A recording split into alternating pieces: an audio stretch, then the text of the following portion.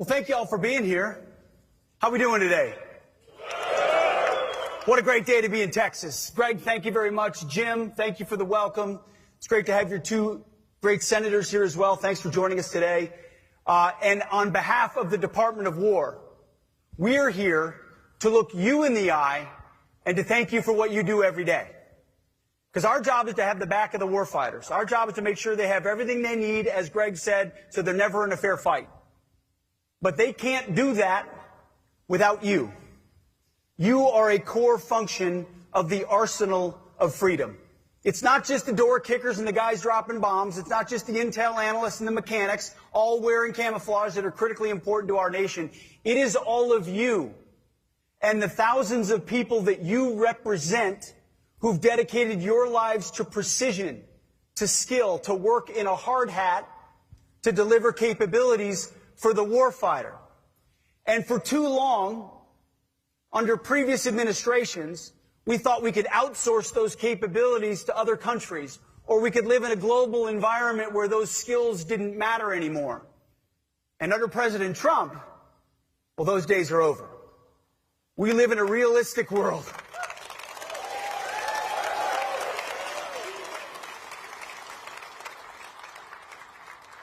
We live in a realistic world where if you want American strength, you better have American manufacturing. And it better be world class. And of course, it is in this country when we unleash our companies, when we unleash industry, when we unleash our competitive spirit, America will come out on top. That's our job, is to unleash you just like we're unleashing our warfighters. And President Trump's been really clear, in case you're not paying attention. His guiding principles are, if I were to summarize three of them, it would be America and Americans first. America and our country, its security, its citizens, its workers first. Setting the conditions for you to succeed, securing our people and our country and our interests, starting with our hemisphere and our homeland. Makes a lot of sense to me. Number two is peace through strength. At the War Department, we are the Strength Department. Our job is to be that hammer when necessary, hopefully to never have to use it. The whole idea is deterrence. You want peace through deterrence. If you have to use it, you fight and you win overwhelmingly. And third is common sense, which is not so common in Washington, D.C. But in the Trump administration, when you look out at the problem set and you realize, hey, making things here and making them well at scale and at volume and at speed is critical. Protecting critical industries is important to our success on the battlefield. That common sense is applied every single day. The other place we're applying common sense is in our priorities of the department. First is we're reviving the warrior ethos. We want to get rid of the distractions and the debris. No more DEI. No more dudes in dresses.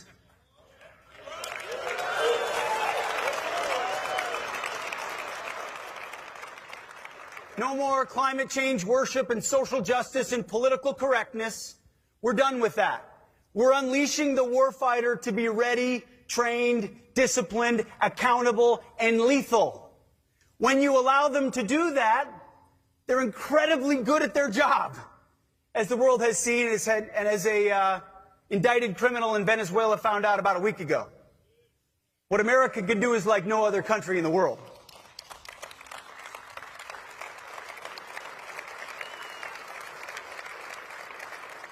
And that's really important to us. We want to allow commanders to be commanders again, to make those critical decisions, and to hear from commanders on the ground. And we have an opportunity in our office to talk to commanders who say, hey, we've never felt this supported before, ever, in our time in command, under President Trump and under the War Department. You're allowing us the authorities to go out and do what we have to do. You're clearing out the debris. That's our job. Our job is to make our warfighters as capable as they can be by giving them everything they need and then getting out of their way when it comes to mission accomplishment. Number two, we're rebuilding our military. That's why we're doing the Arsenal of Freedom tour. That's why we're here in Texas. We were in Los Angeles. We were in Mississippi. We're going to go across the country over the next couple of months, talking to companies, to industry, to manufacturing, large, and didn't get any bigger than this, can't see the end of it. Large and small, we need them all. And we need them moving fast, at scale, at cost, open architecture, so we can outcompete our adversaries. We are rebuilding the arsenal of freedom. President Trump did it in his first term, and we're going to do it again. We had a historic budget last year. I don't know if you saw, the president announced the goal of $1.5 trillion for our national defense in 2027. That is a message to the world.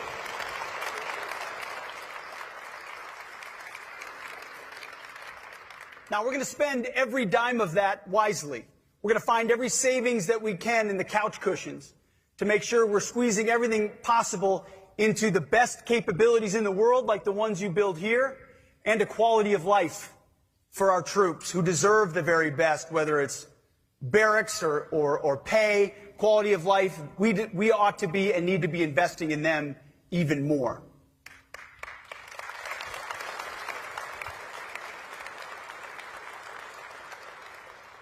Reviving the warrior ethos, rebuilding the military, and reestablishing deterrence, which is something this airframe has been involved in from the beginning of this administration, and for long before that as well.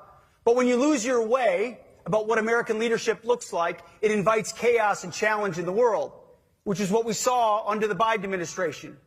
Whether it was the disastrous withdrawal in Afghanistan that had reverberated around the globe as far as the image of our country, whether it was what happened on October 7th with Hamas in Israel, or the war in Ukraine, which never would have happened if President Trump were president, the world saw an open invitation for challenge. Didn't feel like America was prepared to do what it would do in the past. Not to mention the fact that our ships were being shot at around the world, and we weren't responding.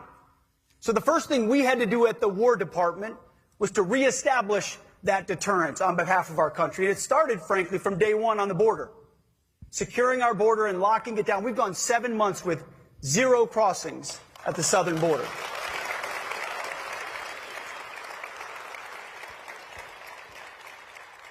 Credit to CBP, credit to our law enforcement partners and ICE and others who do very difficult jobs every day. The Department of War is proud to stand beside them and ensure they can do their job, and we've done it from the first day at the border. We also did it through our effort with the Houthis in Operation Rough Rider. From the beginning, some people thought, well, what are we doing there? Why the Houthis?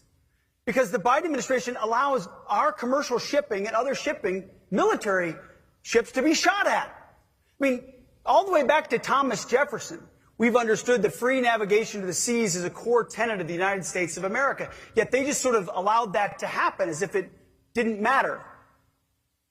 These airframes and others helped bomb the Houthis for 50 days, and they cried uncle. So we're not going to shoot at your ships anymore. And American ships around the world and in that region sail freely. Peace through strength, reestablishing deterrence. If you look at Iran and what President Trump said about their nuclear capabilities, he said Iran will never have a nuclear bomb. Iran didn't want to pay attention to that or believe him, and then exactly to the day, 60 days later, 7 beautiful B-2s went 37 hours, dropped 14 precision munitions, escorted by this beautiful fighter on their final leg to show the world what America is capable of. Peace through strength, deterrence in action. So, yeah. You see the same thing with narco-terrorists in our own hemisphere. For how long have we been talking about going after drugs and the poisoning of the American people? And for the longest time, it was a catch-and-release program, a law enforcement function, while these narco-terrorists and designated terrorist organizations specifically targeted our communities, our kids, and our people in our country. They knew exactly what they were doing. So instead of the catch-and-release, we let them know if you're going to sail drugs in international waters, we will target your drug boats and we will sink them. There haven't been many boats sunk recently because we can't find boats to sink, because no one wants to get in a narco boat, which is the whole point.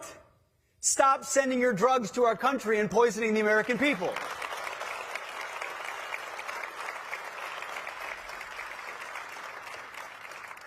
And then the whole world saw just over a week ago what our incredible military is capable of at every echelon when we brought the indicted nominal leader of Venezuela, Nicolas Maduro, from the most fortified house in the most fortified location inside their biggest fort in their capital city in the middle of the night without them knowing we were there until 3 minutes before.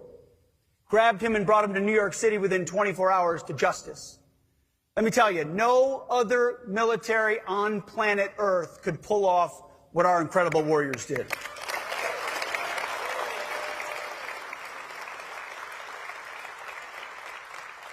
And all of that brings me back to why I'm here looking all of you in the eye. And I'm not trying to not make eye contact with this incredibly important and good-looking group up front. It's not about these folks. It's about the men and women who poured their lives and careers into building these incredible machines and ensuring at the War Department we create an environment where you can do your job as quickly and efficiently as possible. And that means ensuring in a highly bloated bureaucracy, and that's what the Pentagon is very good at: paperwork and bureaucracy and process. It's a giant headquarters, and many of you are veterans. I think 20% of this company are veterans, which is incredible.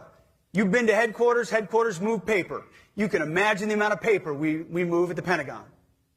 There's process for process for process, meetings that exist for meetings for meetings. You can imagine how difficult it is to move at speed or efficiently in that environment. Our job, and President Trump has directed us to do this, is to overturn the entire way we do business to ensure that we get the 85% solution, the best of the best, in the hands of the warfighter as quickly as possible, as opposed to waiting years and years and years and spending tens of billions of dollars more for some perfect solution 15 years off in the future that never gets into the hands of the warfighter. We're changing the game to incentivize speed, to incentivize efficiency, competition, open architecture, at cost, ensuring that big companies like this one and small ones can compete. And I've had some pretty tough words to say. And the president had put out an executive order just a couple of days ago about how big defense prime contractors in this country need to step up. And he's right. And he's looking out. I'm looking out into an incredible audience of Americans here who are committed to an incredible company that's built incredible platforms. And I think, and I know, and I believe that Lockheed will step up. Because we've seen it already in what's happened with the records on this line this year. What happened with the deal on PAC-3s and the investment that this company is making. Listen, you're even working while I'm speaking. I appreciate that. It's fantastic. Keep going.